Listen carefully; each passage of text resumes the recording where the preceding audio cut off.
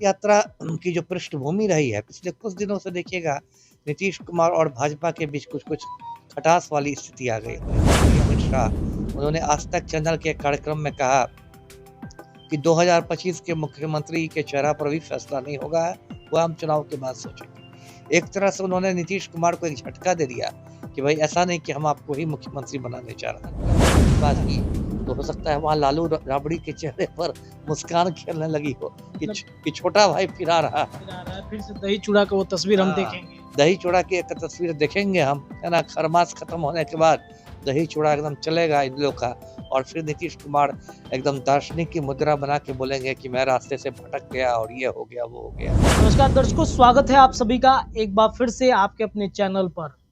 बिहार की राजनीति में जब नीतीश कुमार अकेले यात्रा पर निकले तब आप समझ जाइए कि उनके साथ जो घटक दल है, गठबंधन है उनका, वो कमजोर पड़ गया है। नीतीश कुमार की याद से प्रगति यात्रा की शुरुआत हुई, इस पर हमने विस्तृत चर्चा अपने सहयोगी के साथ थोड़ी देर पहले किया था। लेकिन अंदर की बात क्या है, नीतीश और भारतीय जनता पार्टी के बीच क्या बातचीत बंद हो गई है? क्या 10 सर्कुलर रोड पर नीतीश कुमार के स्वागत की तैयारी चल रही है? नीतीश कुमार की जो छवि है उस छवि को एक बार फिर से नीतीश बरकरार रखेंगे क्या? आज प्रगति यात्रा की तस्वीर जो हमने देखी, इसमें बीजेपी के कई नेता गायब थे। कई नेता क्या, कोई नेता ही नहीं था बीजेपी का जो नीतीश कुमार के इस प्रगति यात्रा में दिखे। बात क्या है, चलिए इस विषय पर चर्चा करते हैं। पूर्व आईपीएस अमिताभ दास हमारे साथ सर जुड़ गए हैं। सर बहुत बहुत स्वागत है। धन्यवाद आपका। सर, नीतीश कुमार यात्रा पर अकेले जा रहे हैं, जदयू के सभी नेता विधायक सांसद हैं, उनके साथ तस्वीर लेने के लिए होड़ मची है, बीजेपी का कोई व्यक्ति नजर नहीं आया। इसका तो ये ना मतलब लगाया जाए कि अब पलटी मारने का समय दूर नहीं रह गया है, इसका तो यही मतलब लगाया जाए ना।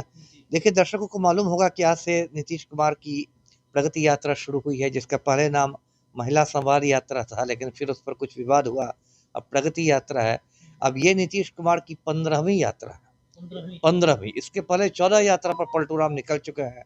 कभी समाधान यात्रा, कभी अधिकार यात्रा, कभी न्याय यात्रा, कभी धन्यवाद यात्रा, तो किस्म किस्म की यात्रा वो करते रहे हैं, और ये उनकी 15वीं यात्रा है। और इस यात्रा की जो पृष्ठभूमि रही है पिछले कुछ दिनों से देखिएगा, नीतीश कुमार और भाजपा के बीच कुछ कुछ खटास वाली स्थिति आ गई है। जैसे अब मैं कुछ बातें कहता हूँ कि संजय झा के बंगला पर जो दिल्ली में बैठक हुई थी, इसमें एनडीए के बड़े बड़े नेता शामिल हुए थे, खुद उसमें नीतीश कुमार नहीं गए थे, जो लोगों को थोड़ा अटपटा लगा था। दूसरी बात थी कि जो तड़ीपार गृह मंत्री अमित शाह, उन्होंने आज तक चैनल के कार्यक्रम में कहा कि 2025 के मुख्यमंत्री के चेहरा पर भी फैसला नहीं होगा, वो हम चुनाव के बाद सोचेंगे। एक तरह से उन्होंने नीतीश कुमार को एक झटका दे दिया कि भाई ऐसा नहीं कि हम आपको ही मुख्यमंत्री बनाने जा रहे हैं, है ना। इसके अलावा देखिए, लगातार जदयू पर, नीतीश की पार्टी पर ऑपरेशन लोटस की एक तलवार लटक रही है। इनके 12 सांसद हैं जो मोदी का समर्थन कर रहे हैं, तो उसमें क्या है कि कब उसको तोड़ के ललन सिंह के नेतृत्व में 8-9 सांसद भाजपा तोड़ दे, कोई नहीं जानता है, क्योंकि ये तड़ी पार की पुरानी शैली है। जैसे महाराष्ट्र में देखिए, शिवसेना को तोड़ दिया, एनसीपी को तोड़ दिया, तो ये लोग तोड़ फोड़ का कार्यक्रम तो इनका जारी रहता है। अभी महाराष्ट्र में एकनाथ शिंदे का क्या बुरा हाल हुआ, वो इन लोगों ने देख लिया, वो भी एक बात है। फिर अभी जो अमित शाह ने संसद में अम्बेडकर पर बयान दिया, जिसको लेकर पूरा देश आंदोलित है, उस बयान को भी लेकर नीतीश कुमार थोड़ा असहज हो गए हैं, क्योंकि इनको लग रहा है कि जो सामाजिक न्याय वाली हमने छवि गढ़ी है, उस छवि पर धक्का ना लग जाए कि आप ऐसे एक नेता के पास साथ खड़े हैं जो अम्बेडकर का मजाक उड़ाता है। तो इन सब बातों को लेके नीतीश कुमार की थोड़ी ये असहज स्थिति हो गई है, और वही असहजता जो है वो अब इस प्रगति यात्रा में देखने को मिल रही है। जो भाजपा के दोनों उप मुख्यमंत्री हैं बिहार में, भाजपा तो आपकी सरकार का एक हिस्सा है, और यदि वो लोग, उन्होंने लगता है असहयोग आंदोलन छेड़ दिया, लगता है जैसे गांधी जी ने असहयोग आंदोलन छेड़ा था अंग्रेजों के साथ, तो वैसे लगता है भाजपाई लोगों ने असहयोग आंदोलन छेड़ दिया है प्रगति यात्रा के साथ। तो ये तो नीतीश कुमार के लिए एक तरह की खतरे की घंटी है।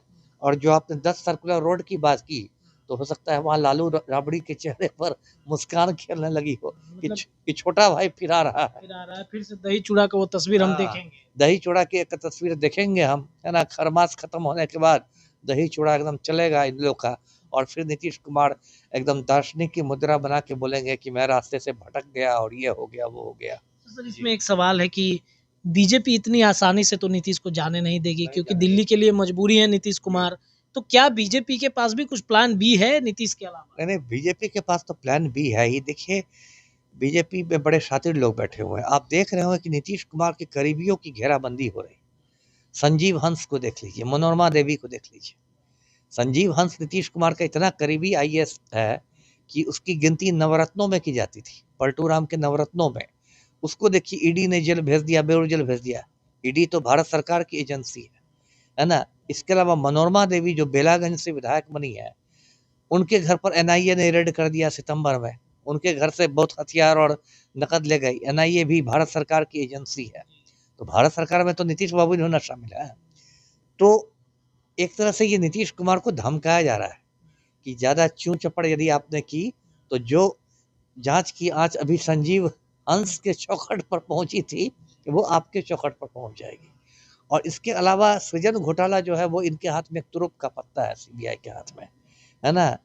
जिस दिन ये सब होगा तो नीतीश कुमार को सृजन घोटाला में सीबीआई पूछताछ के लिए बुला लेगी और पूछताछ के बाद गिरफ्तारी होने में ज़्यादा टाइम नहीं लगता है। पिछले कुछ महीनों में आपने देखा ना, ईडी ने दोनों मुख्यमंत्रियों को जेल भेज दिया, दिल्ली में अरविंद केजरीवाल को, झारखंड में हेमंत सोरेन को।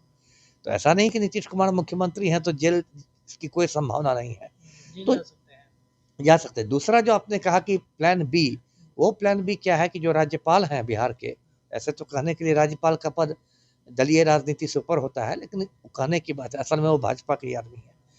तो उनके थ्रू भी एक तरफ का पत्ता है कि हो सकता है जब इस तरह की हालत हो जाए तो राज्यपाल विधानसभा भंग करने की यदि नीतीश सिफारिश करे तो उसको नहीं माने और राष्ट्रपति शासन का की अनुशंसा भेज दे, है ना। धारा 356 लगा के राष्ट्रपति शासन लग जाए, समय से पहले चुनाव करा ले, नीतीश कुमार बन जाए, मतलब राष्ट्रपति शासन लग जाएगा, तो वो एक तरह से भाजपा ही शासन हो जाएगा, क्योंकि उसका तो फिर गृह मंत्रालय राज्यपाल के मार्फत करेगा शासन।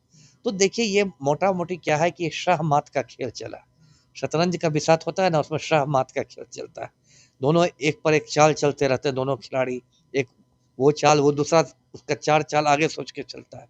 तो बुनियादी तौर पर वही शाह मात का खेल चल रहा है, वही देखिए। सर बहुत बहुत धन्यवाद सर बातचीत करने के लिए। देखिए तो शाह मात का खेल जारी है बिहार में। अगर नीतीश कुमार भाजपा के रडार से गायब हुए तो राज्यपाल अपना रडार लागू करेंगे और राष्ट्रपति शासन राज्य में किसी भी वक्त लग सकता है। और इसलिए आप देखिएगा कि नीतीश कुमार अब ग्राउंड जीरो पर उतर गए हैं। हालांकि क्या होता है बिहार की राजनीति में, पल पल अपडेट लगातार आपके चैनल के माध्यम से जारी रहेगा। फिलहाल के लिए इतना ही।